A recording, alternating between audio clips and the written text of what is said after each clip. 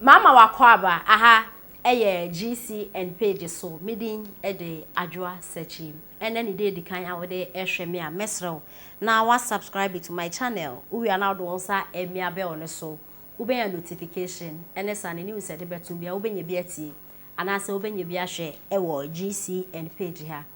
fie ni fie TV eye page a ewo Facebook na oye blogger a political talk show nkwa and na oye page ne so na normally no he talks for NPP our chese odo NDC NPP party ni pa na fie ni fie TV and na okase ne se ma okay na ne se face the country for na mo atiku enda na nado why say NPP government aye see mo na nado kra ne hotete ne hu de oye na more social media edi na nado atema edi no and it's obvious say you face the country for no enyama omo ye nyina che so mpese o mampeni dada John Dramani Mahama na oba no problem na mo face the country for na multi social media na mu di atem because some de niama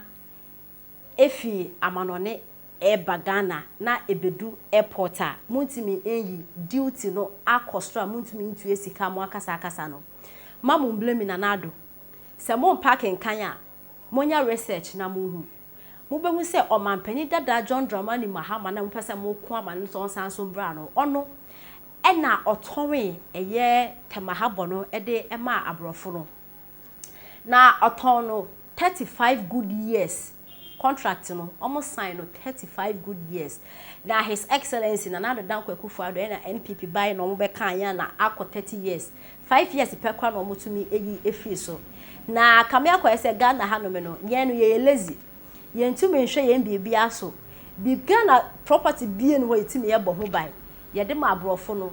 e na wo ma ye sika ketua bi na mo asese sika nyina de kwa mu krom na mo kro no etumpon na Ghana de bia ye koye echi na motu kwan kwo a mo aka se bio ye mpanifo no omo nnim nyansa ye mpanifo no se bio bebre na ejimi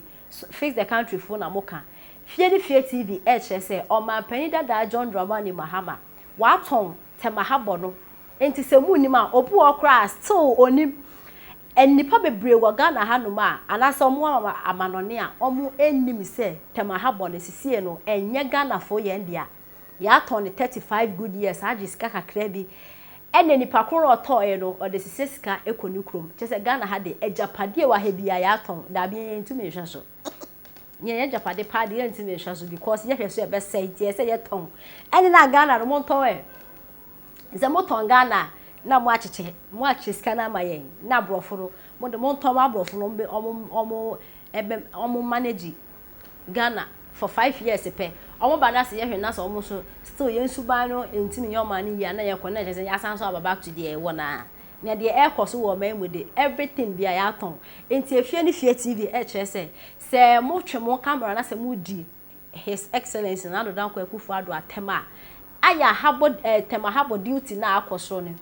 mama fa nanado need him because nanado he knows nothing about it e man penda da John Dramani Mahama na otonwenya akwakodi abrofo enti amana nti de ope no oye de ope no oye ono waton e no de any business enti ontumi hwe so obeboka enti no ntama 30 years ni de na wa ateneka enti se mo ba honom na se duty no akosra na se mo watem didibia mo fendi o man penda da John Dramani Mahama visa na waye na yentie ensema fie ni fie TV de etuya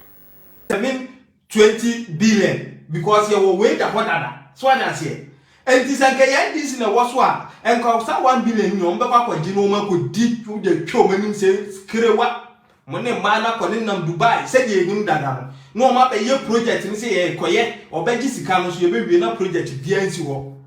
enti John Dramani Mahama wo chenchen na wo sere se Ghana ye nnan abo pepepa you are lying o boa now me pese me nana a wo ti kwa ekuma etimase enti me be ko deep down na ma ba ma chirechire mu IMF policy credibility no said the team me pa cho wo ye abusua panyin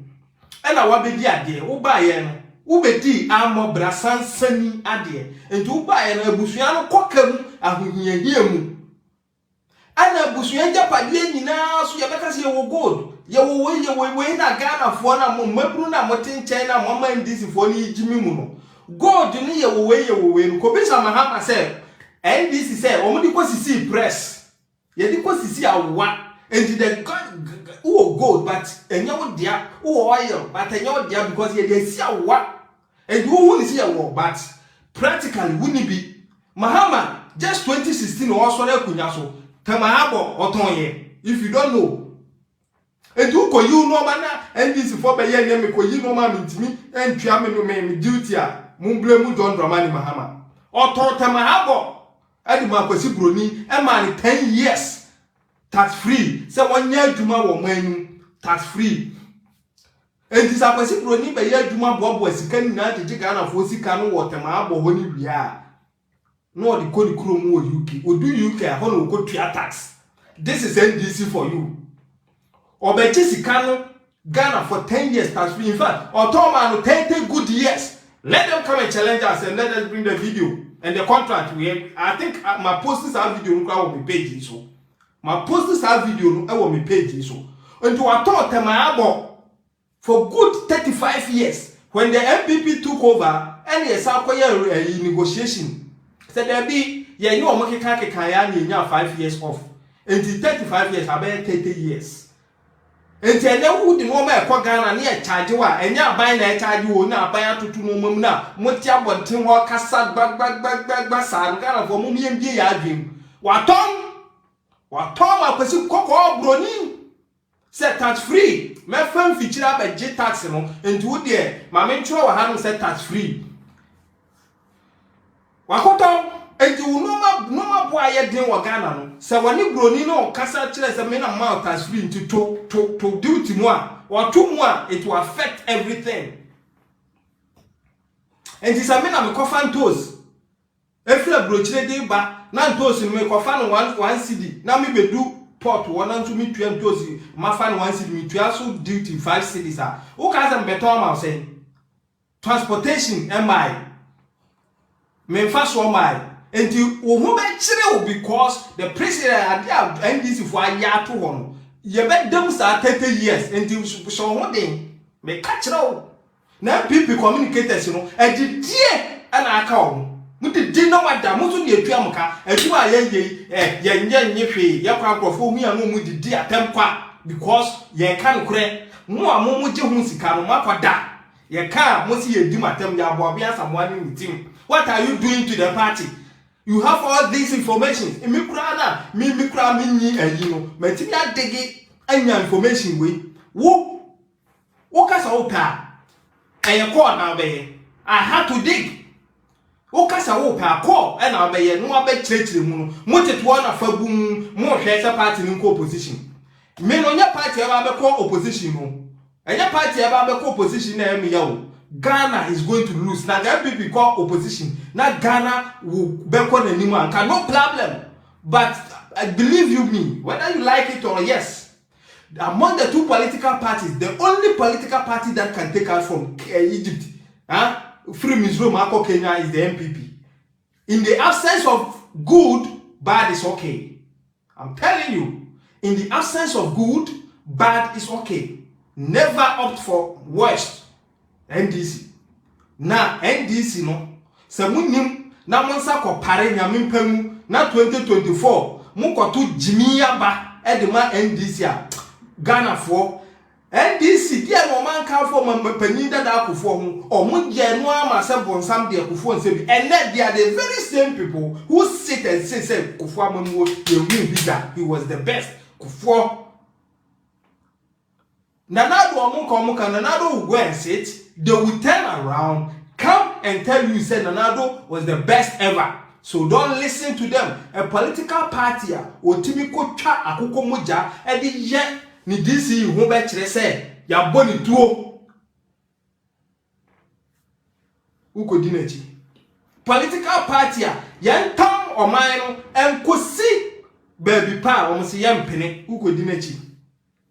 Enti abusuapanya waba bedi amobra kohwini sansani ade na abusu agapade nyina so de akosi wa ade no wo ho se abusu ade a nanso emfie bi da so as this is emfie na so ansa na aba be ye aman dia ana abusua ne dia entu bo so wajapade nyina atwa ho hia enso de ne odi wa de abusua panyin na no wote akunya so dada no wo ye kohwini sansani wo de koma dross wro wo de koma pe wo de ko muncheni enti Ghana timi ye dia ma wo muje no ayi chairman etimi ka chosa wo ntimi ntina manu no pack your things and leave the country. Okay, also pack your things and leave the country. Ubetima Kotogo. One kind NDC told us during their era, and then Ometima Ghana, but down for say, arise Ghana, Sanya from